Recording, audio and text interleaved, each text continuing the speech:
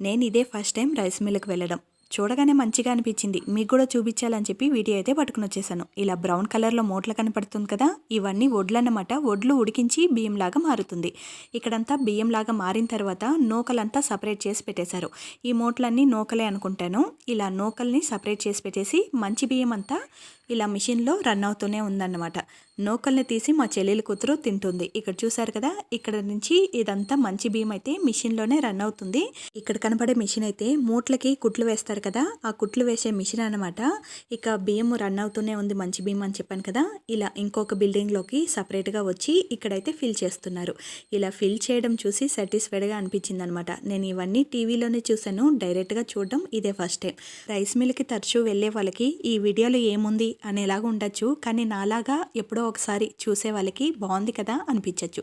మీరు ఎప్పుడైనా వెళ్ళారా రైస్ మిల్కి? ఇక బియ్యం అంతా ప్యాక్ అయిపోయింది కదా, గోడౌన్లో పెట్టేస్తున్నారు.